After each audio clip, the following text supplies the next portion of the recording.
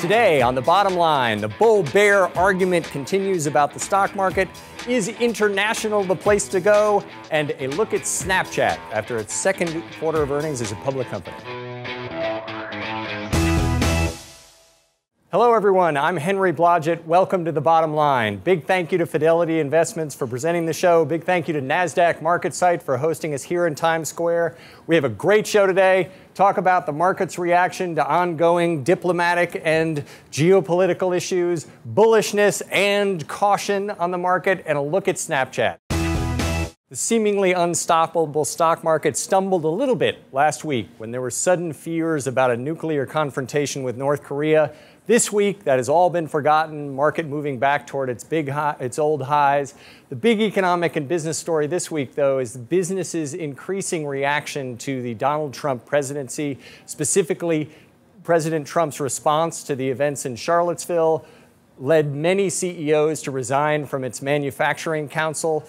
Lots of others stayed on, saying, look, it's better to have a seat at the table and have a voice and be able to influence the president. But that position is getting harder and harder to take, with lots of folks coming out and saying, look, this is untenable. You have to stand up for what's right in the country. The Wall Street Journal is even pointing out that President Trump is losing the business community. And certainly many in the business community and economic community are losing faith that one of the things that people were optimistic about with President Trump, tax reform, infrastructure build-out, reduction of regulation, is going to be more and more difficult to enact given the way things are going.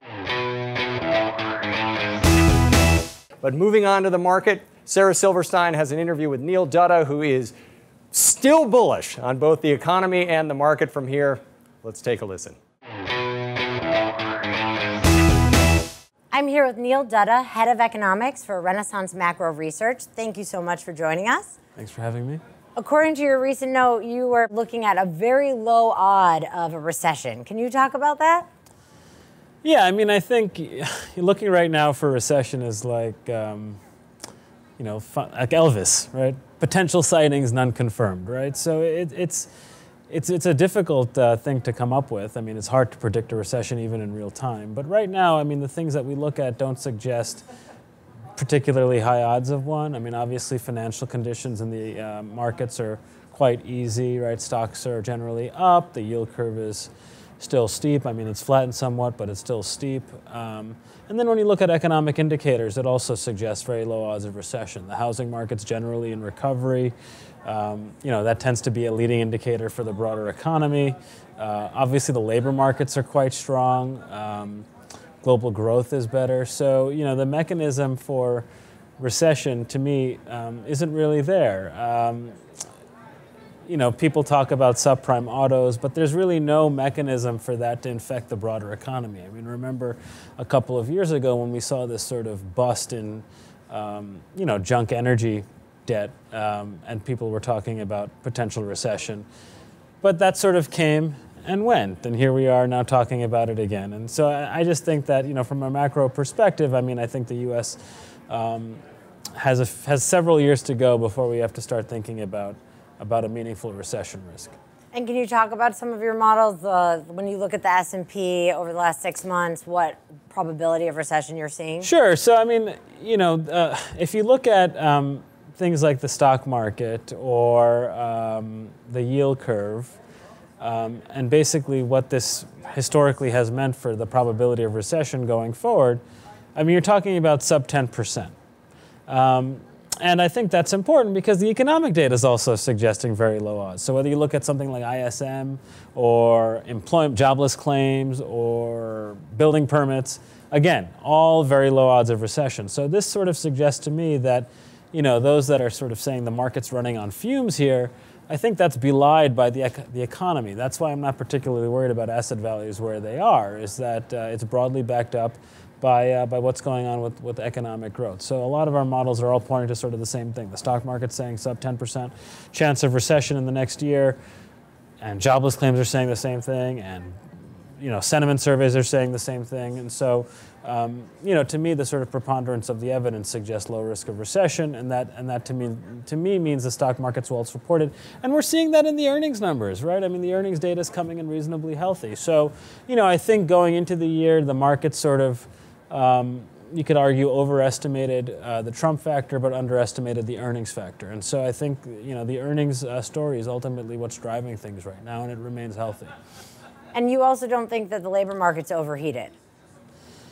No, I mean, I think that wage growth is rising gradually, and I think one of the things that people are missing is the increasing propensity for workforce participation rates among prime age workers, so what we call 25 to 54-year-olds.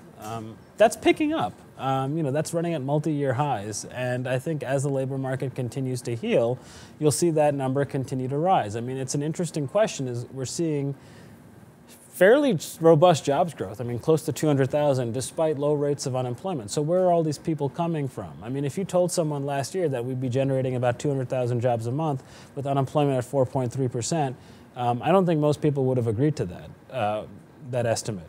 But that's what we're doing right now. So where are all these people coming from? It's telling you that the participation rate is rising, right? I mean, you've had a lot of people, for example, 20 to 24-year-olds that delayed coming into the workforce and stayed in school longer. That becomes a different question now, or calculation for them now, because the labor markets are in recovery. A lot of the improvement in workforce participation over the last few years has been driven almost exclusively by women. I think it's only a matter of time before you see male rates of participation for 25 to 54-year-old males start to pick up as well. And I think a lot of that has to do with what's going on with manufacturing and mining. So you had this sort of detonation in manufacturing and mining in 2014, 2015, and that's beginning to unwind a little bit. So maybe as manufacturing and goods-producing industries do a little bit better, you may see workforce participation among males begin to catch up a little bit to women, and that'll drive the part rate even higher. So to me, improving labor force participation is probably one of the most bullish things going on in the U.S. economy, and it's, not getting a lot of respect right now. And what do you think as far as U.S. growth for next year? I think 2.5% is a reasonable baseline. I mean, if you look at, so that's a little bit better than the consensus, I'd say. But, for example, look at what's gone on this year, right? I mean, in the first half of this year, in the U.S., real final sales ran 2.7%. And GDP, so that's GDP net of inventories. And so headline GDP ran 2%. So that means that inventories in the U.S. are woefully inadequate relative to final demand. And so I think that there's room for inventories to restock in the back half of the year. I think there's, and that should support the factory sector, as those inventories get replenished. So I think there's room for upside surprises on GDP going forward. And finally, what do you think everybody's getting wrong about the economy and the markets right now? Well, I mean, there's always a constant drumbeat with the press and the markets, and doom sells on Wall Street. It's always been the case, and so I see articles every other day talking about is a bubble here and a bubble there, and we're about to see when's the next big correction coming. I mean, when we're seeing it that prevalently in the press, it means it's probably not going to happen to any meaningful extent. So, as I say, I think that what's overlooked, we've had several upside surprises in the global economy this year, and everyone's still sort of thinking that the U.S. economy is just going to keep chugging along at 2%. I don't buy it. The weak global economy was the primary reason why U.S. growth was so weak for the last couple of years, and that's beginning to shift. So I would think that you have stronger growth in exports and investment, and I think you have a sort of a broadening out of the U.S. growth landscape over the next several quarters, and I think that's ultimately going to be bullish for the U.S. economy generally, and I think it's going to mean that maybe markets won't rip the way they have in the first half of the year, but it means that risk-adjusted, returns in the equity market will be positive. Great, thank you so much. Thanks for having me. One of the biggest IPOs of the year, Snap, the parent of Snapchat, has had a very rough go of it since going public several months ago. They reported their second quarter of earnings this week. Again, more disappointment, more reduction of estimates from analysts, more clobbering of the stock price, which has now been almost cut in half since its peak right after the IPO. What is next? Where do we go from here? Fortunately, the jury really is still out on whether Snapchat is going to stumble and fail and become what Twitter has unfortunately become, where there was tremendous excitement and optimism when the company went public. The results have simply not delivered on that, and the stock is hanging around multi-year lows for Twitter. Is this going to happen to Snapchat, or will Snapchat pick itself up like Facebook did after its IPO? And you go back to Facebook, remember that even Facebook, after the IPO, got cut in half from the stock price of the IPO and then came roaring back from there. Is that what will happen to Snapchat? And jury is still out. What we do know is that Snapchat ultimately, like all stocks, will trade at something on the order of 15 to 25 times earnings. Valuation matters here. And one of the good news for the Snapchat bulls is that the company is now much less expensive than it was when it went public. So Snapchat actually has to not be as big as it needed to be when it was in the mid-20s to justify its valuation. Now it has about a $15 billion valuation. Before it had about a $30 billion valuation, so less performance needed over the long haul. But the key drivers for Snapchat over the next several quarters will be user growth. Can they continue to grow users and engagement per user within the US and Europe, their core markets? And can they continue to grow revenue? And if either of those stall, and both of them are growing at rates that are a disappointment relative to expectations prior to the IPO, if either of those stall, your downside scenario really is where Twitter has gone, which is about 4 times current year revenue. Right now, Snap is trading at about 15 times current year revenue. Presumably, they will grow their revenue solidly over the next year or two. But even if they double each year, they're still trading at 4 times 2 years out revenue. So things have to go very well. But if they do, a lot of Wall Street analysts came out this week and pointed out that if things do go well, there is still plenty of upside. In fact, more than there was back at the IPO. So bottom line is jury's still out on Snap, but not an encouraging quarter. The optimists say, hey, finally, all the bad news in the stock. Estimates are low enough that we can beat going forward. We will see.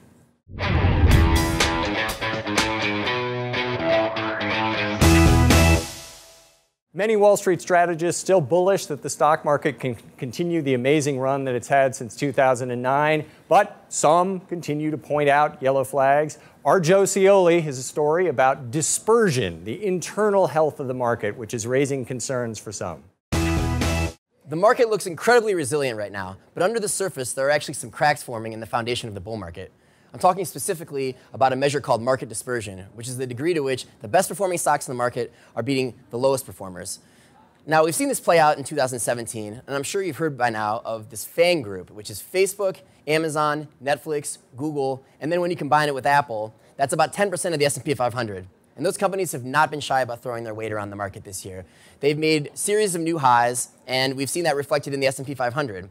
But what that's done is it's masked weakness in parts of the market that may go a little unrecognized. Dr. John Hussman, the president of the Hussman Investment Trust, has some thoughts on the matter. He closely watches dispersion and says that when it reaches an extreme or increases a very large amount in a short amount of time, that could imply that investors are getting a little more nervous and maybe starting to get a little more risk averse with their behavior. And if you think about it, that's really what we've seen in stocks. They've really chased after the best performers. We've seen the same tech stocks being pushed up to new highs repeatedly. And then we've seen that on the downside as well, the same companies being ignored. Hussman has some thoughts.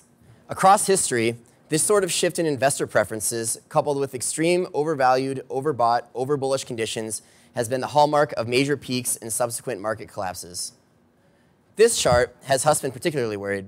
The rapidly dropping red line represents the percentage of US stocks above their 200-day moving average. Not only has this fallen significantly, it's also now near 50%, which would represent a perfectly bifurcated market. Now, to provide some historical context, Citigroup has put together a handy chart that shows you what high dispersion has meant for stock market returns throughout history. It shows an index of US stocks versus a measure of how many stocks are making 52-week highs.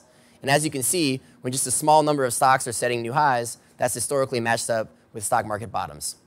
So what are we trying to say? After all, Wall Street strategists are still incredibly bullish on the S&P 500 heading into year end. And we've also seen earnings growth chugging along at a pretty steady clip. What we're trying to say is when the bull market progresses, just keep an eye on the whole thing. Don't just look at the winners. Don't just pile into the winners. Take a look at what's on the downside, the companies that are maybe bringing up the rear a little bit. If you start to see patterns form, the same companies increasing, the same companies decreasing, that could indicate dispersion, which is something that could inspire market worry. The last several years, the United States stock market has been the place to be, outperforming most major developed markets. But a portfolio manager at Fidelity Investments, Bill Kennedy, thinks that that may be in the process of changing. Bill believes that international markets, in fact, are poised for a multi-year period of outperformance. Here's what he said to us last week. Bill, you say that after many years of sort of slogging, international may be the place to be now. Yeah, well, we've seen international underperform the U.S. now for many years. Some of that has been, the fact that the U.S. we've seen earnings, growth faster in the U.S. And international, we've had problems in Europe, we've had problems in emerging markets, and that clearly now we're starting to see that clarify a little bit. And you're moving into an environment where now, given the political changes in Europe, some of the political changes we've seen like in India and emerging markets and Indonesia, you're starting to see more earnings clarity, more clarity on policy, and that clearly makes, as a stock picker, for a better environment. On top of that, you've seen the S&P 500 has been, hitting all-time highs. The PE of the international stocks versus the S&P 500 is at a very low level relative to history. And we tend to find, usually when these PEs, this discrepancy gets as wide as it is today, international stocks start to outperform the S&P 500.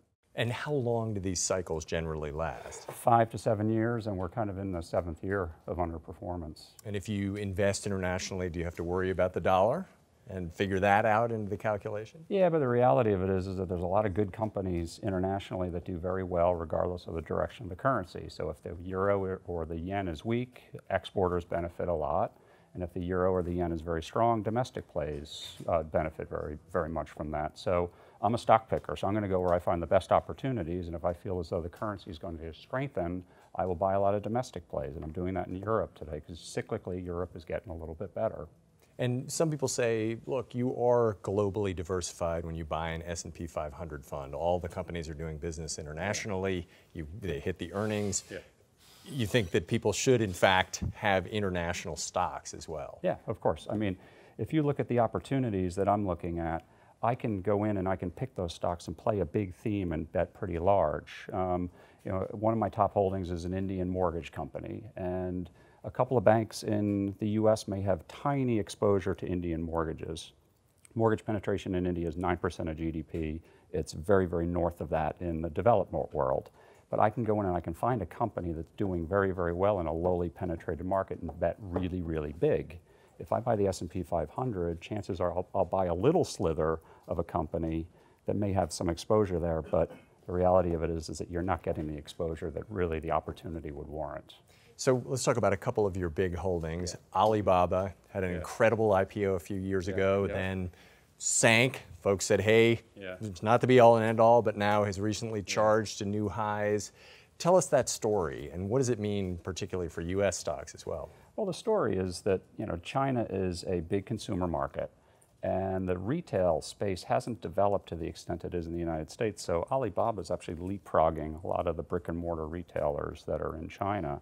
And the reality of it is that there's not a lot of competition there. So Alibaba, is very well positioned, given the fact that it dominates its marketplace.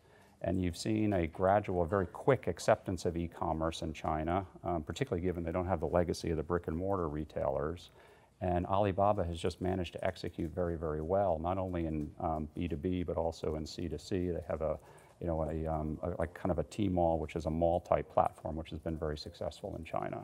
And Alibaba now has almost a $400 billion market cap. Yeah. It is in the same ballpark as Amazon, Facebook, these other tech giants in the US that have come in. As you look forward, does most of Alibaba's growth come from just China, or is the assumption that they will, in fact, go to India and come to the United States and Europe? Yeah, well, they're looking all over. They're looking in other markets, but the reality of it is that given the low penetration in China and the profit margins that they're earning in China right now, their profit margins are much higher than their global peer group, and they generate a lot of free cash flow. So the stock is in the 20s in terms of a PE on consensus earnings, which is a lot cheaper than the tech alternatives you find elsewhere in the world. And the reason being is that it is a very profitable company that's generating a lot of free cash flow. And are there any U.S. companies that are starting to make inroads into territory that Alibaba would otherwise have?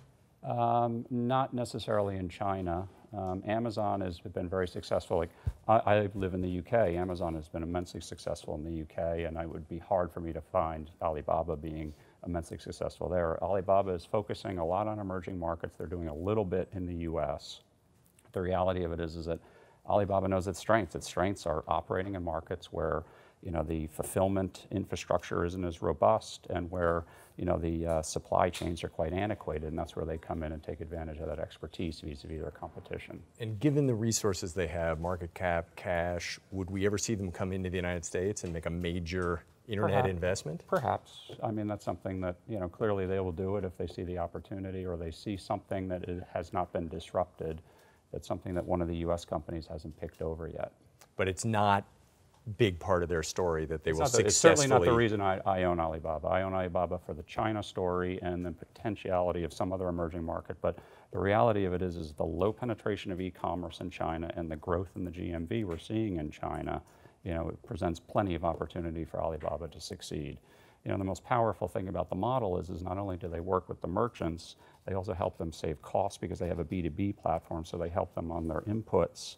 And then on top of that, they help them finance because they have a financial subsidiary as well, so they help them with working capital and things like that. So they're really tied in with the merchant, and the barriers to entry go up as they provide more services to their merchants. Let's talk about another one of your holdings, Sony. Yeah. It's a company that 10 to 15 years ago was consumer electronics, got clobbered, and is now seemingly had a few years here. Yeah, oldie but goodie, but it goes to show that businesses, if they're well managed, can revive themselves, and that's what I love about the stock market. I lived in Japan, nearly 20 years ago, and Sony was a no-no. I mean, you wouldn't invest in Sony because of the clear perception of they were in low-margin businesses. Samsung was running them over, and they had a lot of issues with regard to slow movement of management and all of that. They've brought in a whole new management team, very, very fresh. A lot of them had spent a lot of time in Silicon Valley and other places where they learned a lot of best practice. They got out of the low margin businesses and they focused what they were good at. They focused on content creation, movies and music. You're starting to see music starting to turn because you had downloads clearly were dragged, but went down quite substantially. But now you've had with the streaming systems and people paying for streaming services, now you're starting to see music revenues turning for the whole industry, which is very bullish for a big player like Sony. On top of that, PS4. I mean, lots of people have kids. PS4, lots of downloads of music. Of games. They've really changed the whole model. Where instead of going to a store to buy a game, now you can download them, and that's quite sticky for the customer. So, the ARPUs in that business, if you will, have been holding in very nicely, and the incremental margins are pretty good if you can continue to sell those services. And so those two businesses will drive the story? Basically, yeah. And the reality of it is that that business right now is very strong, and then on top of that, they have a device business, so they make a lot of parts that go into high-end mobile phones. They have a CMOS technology business, which is for cameras on mobile phones, that is doing very, very well, and they continue to gain market share there. Any other stocks and stories that you love internationally that U.S. investors Emerging markets, the changes in emerging markets. I was in India a couple of weeks ago, and the changes that are being done by Modi with regard to making it a much more efficient place to do business. I mean, they initiated a GST, which sounds kind of a goods and service tax. It sounds kind of simple, but the reality of it is that each state in India and each municipality had their own tax regime. You can now, historically, if you took a truck and went from Delhi to Mumbai, you'd have to make 17 different stops, as according to a CEO of a truck company that I met a couple of weeks ago. You have to make 17 different stops to have different excise approvals, and you have to pay different types of taxes and all of that. That's now gone. So those trucks now don't have to stop 17 times. Free movement of goods around the country is something we take for granted here, but it hasn't happened in India. So the bottlenecks that have been created over the years, if those go away, you're going to see a big improvement in GDP growth, and that can be very, very powerful for earnings. And the way to invest in that is to invest in emerging markets, not just India. But I invest in emerging markets. I have quite a large weight in emerging markets, and that weight has been rising because I just find more and more positive political change, which is resulting in good earnings and good GDP growth. The political landscape in the world doesn't worry you in that regard? India, the political landscape is, you got to take it country by country. India, the political landscape's getting better. Indonesia, the political landscape is getting a little bit better because you have leaders now that are much more pro-business. So you got to go to different parts of the world. There's certain emerging markets I don't currently own. I don't own anything in Russia. I don't own anything in Brazil because the politics are a bit questionable there. But however, if you can have clear visibility on the politics, emerging markets can be a very, very powerful story.